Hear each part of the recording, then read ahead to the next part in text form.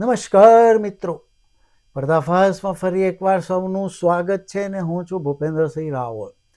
મિત્રો, સ્વતંત્રતાના 80મા પર્વ નિમિત્તે સર્વે મિત્રોને, સર્વે ભારતીયોને ખૂબ ખૂબ અભિનંદન અને અઢળક શુભેચ્છાઓ. કારણ કે આપણા ભારતની હિસ્ટ્રીમાં મોસ્ટ કરપ્ટ સરકાર ચાલી રહી છે 12-13 વર્ષથી, અને આવી સરકારમાં તમને શુભેચ્છાઓ આપવા સિવાય કોઈ રસ્તો જ નથી. કારણ કે એક પુલનું ઉદ્ઘાટન માનો કે કાલે હોય ને આજે જ પડી જાય. આખો નવો પુલ બનતો હોય ને તૂટી પડે, બેસી જાય, આરામથી સૂઈ જાય, અથવા તો ઉદ્ઘાટન પતી ગયું હોય ને બીજે દાડે તૂટી જાય. એટલે રોડની વાત કરીએ તો એ હમણાં એક 4200 કરોડમાં રોડ બન્યો, એ 42 દિવસ નથી ચાલ્યો. અને પાછું એને સૂકવવા સ્પેસ ટેકનોલોજીથી પંખા મૂકવા પડ્યા. એટલે અત્યારે મોસ્ટ કરપ્ટ સરકાર છે. તમે ક્યાંક ચાલતા જતા હો અને તમારા ઉપર એ પડે નહીં, કશું બિલ્ડિંગનું કશું પણ માળખું ના પડે, એના માટે તમને અઢળક શુભેચ્છાઓ આપવી પડે. કે તમે બસ સ્ટેન્ડે ઊભા હોય અને એ છાપરું ઉપરનું એ ના પડે, છત ના પડે. તમે એરપોર્ટ પર ઊભા હો તો એરપોર્ટની છત ના પડે.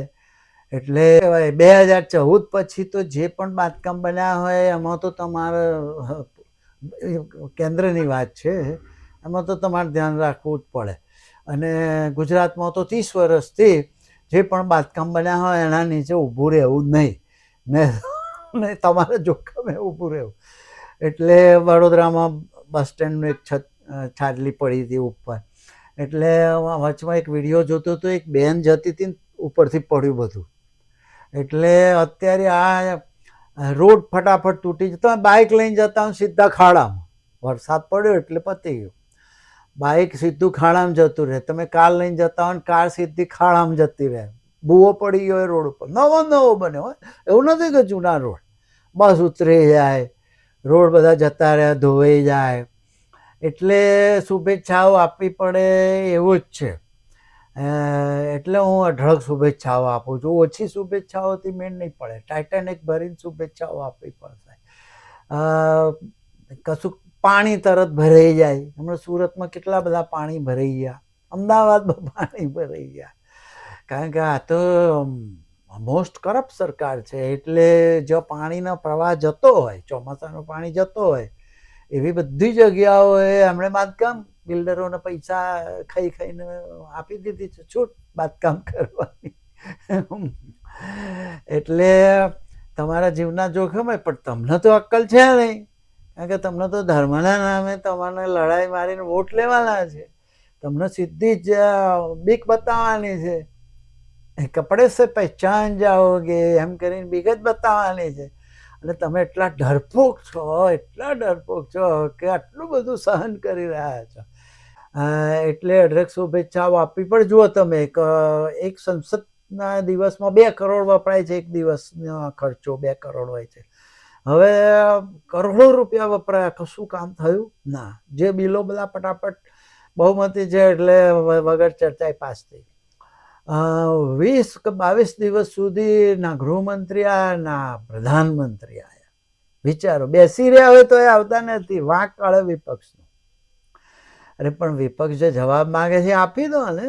કારણ કે પેલેટ ગનો ચલાવીને બાળકો ઉપર દિલ્હીમાં જંતર મંતર ઉપર જે અત્યાચાર કર્યો, પ્રાઇવેટ સેનાએ, પ્રાઇવેટ સરકારી માણસોએ નહીં, સફેદ કપડામાં સ્લીપર પહેરેલા હોય એવા પ્રાઇવેટ માણસોએ લોકોને માર્યા. એટલે એનો જવાબ તો માગશે ને ભાઈ વિપક્ષ. અને જેનજીએ જવાબ માગશે. તો એ જવાબ આપવો ના પડે એટલે સંસદમાં 20 દિવસ સુધી આવ્યા નહીં. અને જો બીકવ, આ ચોખ્ખી વાત છે કે બીકવ ઓમ બિરલાએ છેલ્લા દિવસે શું કર્યું? છેલ્લા દિવસે આવ્યા, બધાને એમ કે ચલો હવે જવાબ આપશે. વિપક્ષોને એવો આશા હશે કે જવાબ આપશે. પણ ઓમ બિરલાએ શું, હવે મારે શબ્દો વાપરું છું, અસંસદીય શબ્દ થઈ જાય એટલે મારે વાપરવો નથી.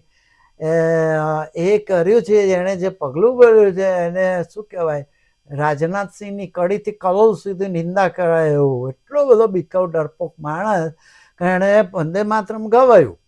અને તરત જ અનિશ્ચિત કાળ સુધી મુલતવી કરી દીધું. આને શેની પરાકાષ્ઠા કહેવાય? તમે જાતે જે શબ્દો ઉમેરી દેજો, મારે નથી બોલવો. એટલે આના પત્રકારો તો જુઓ તમે, ગોદી મીડિયા તો ઠીક, પણ જે મીડિયા ઉપર થોડો ઘણો આપણને વિશ્વાસ હતો કે ભાઈ એ લોકો થોડુંક સાચું બોલે છે, એ લોકોએ રાહુલનો વાંક કાઢે છે કે ભાઈ એને ચલાવવા અહંકાર એનો શેનો અહંકાર? ભાઈ જવાબ માંગે છે ને, જવાબ વિપક્ષ નહીં માંગે તો એ તમે કહેશો વિપક્ષ તો માંગતો નહીં જવાબ, વિપક્ષ તો બોલતો નહીં, એમ કરીને વિપક્ષ ના બોલે તો એ વિપક્ષને જ ભાંડવાનો. હવે એણે શું કીધું? ભાઈ અમારે તો બીજું બધું તમારા લેક્ચરો નથી જોઈતા, અમારે ખાલી જવાબ જોઈએ છે કે પેલેટ ગન કોને ચલાય અને પ્રાઇવેટ ભાડુતી માણસો કેમ માર્યા છોકરાઓ, અને કોના હુકમથી માર્યા. કારણ કે દિલ્હીનું પોલીસ ગૃહપ્રધાનના ડાયરેક્ટ હાથમાં હોય છે, દિલ્હીની સરકારના હાથમાં પણ નથી હોતી. દિલ્હી પોલીસનો ઉપર કંટ્રોલ ગૃહ ખાતાનો હોય છે, ગૃહપ્રધાનનો હોય છે ભારત, દિલ્હીની ગવર્મેન્ટનો પણ નથી હોતો. તો પેલેટ ગન ચલાવવા માટે જે પણ ઓફિસર હશે એણે ગૃહમંત્રીનો આદેશ તો માગ્યો હશે ને, અથવા કોઈ ઓફિસરનો માગ્યો હશે. તો ગૃહમંત્રી કહી દેવું જોઈએ કે ભાઈ પેલા ફલાણા ઓફિસરે ઓર્ડર દીધો, મને ખબર નથી, પણ એમાં એમની નાનામાં આવે છે કે તો પછી તમારું કશું ચાલતું નથી. રાહુલ ગાંધી એ જ કહેતો હતો, કાં તો તમારું કશું ચાલતું નથી અથવા તો કાં તો તમે ઓર્ડર કર્યો છે, આ બેમાંથી એક છે. એટલે હવે સલવાયા, એટલે જવાબ આપવો ના પડે એટલે ભાગ્યા, આયા જ નહીં. અને છેલ્લા દિવસે પેલી અનિશ્ચિત કાળ સુધી મુલતવી રાખી દીધી. એટલે આ તો લોકશાહી આ લોકો નથી જોઈતી, આ લોકો સરમુખત્યારશાહી જોઈ છે ને. રાહુલને ભાણવાનો એક ચાન્સ જ ખોલતા હોય છે બધા હિન્દી પત્રકારો, ગોદી મીડિયાથી માંડીને ગુજરાતી પત્રકારો ચાન્સ જ હોતા હોય છે કે ક્યારે કોંગ્રેસના કોઈ નેતાને બોલતા તૂટી પડ્યા. મોદીજીનું તો બોલાતું નહીં, 20 દિવસ માણસ આયા નહીં અને કોઈ જવાબ ના લે, એના વિશે તો બોલાતું નહીં. પણ રાહુલને ભાળવાનું હોય છે એટલે લોકશાહી તો ખતરામાં છે જ. પણ રોડ રસ્તાથી માંડીને, પુલથી માંડીને, દવાઓથી માંડીને, બધી જ જગ્યાએ એટલું બધું, દવાખાનાઓથી માંડીને બધે એટલું કરપ્શન, પોલીસ ખાતાથી માંડીને બધે એટલું કરપ્શન ચાલી રહ્યું છે કે સામાન્ય માણસને તો મરો જ છે. એટલે આ બધાને શુભેચ્છાઓ આપવી પડે, એ સિવાય કોઈ છૂટકો જ નથી. એટલે મિત્રો, ફરી તમને મોસ્ટ કરપ્ટ સરકારમાં સાચવજો. કોઈ પુલો નીચે થઈને પસાર થાવ તો ધ્યાન રાખજો, કોઈ બિલ્ડિંગો નીચે ઊભા ના રહેતા. એટલા માટે તમને 80મા સ્વતંત્રતા પર્વ નિમિત્તે ફરી ખૂબ ખૂબ અભિનંદન ને ફરી શુભેચ્છાઓ કે તમારી જાન સલામત રહે. આવજો, બાય બાય.